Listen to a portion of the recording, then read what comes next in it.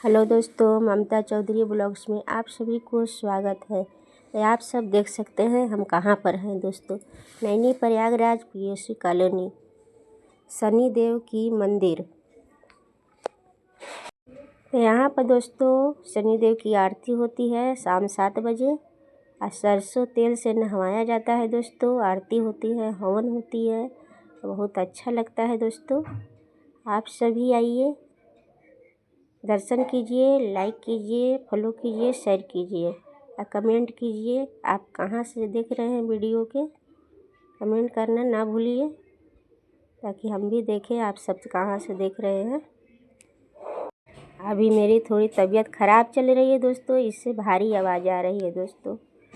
और सब्सक्राइब करना मत भूलिए दोस्तों, एक गरीब की मदद हो जाएगी।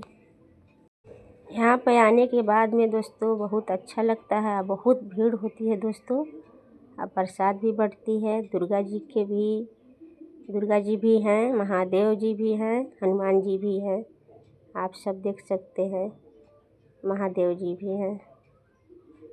लाइक कीजिए, फॉलो कीजिए, शेयर कीजिए।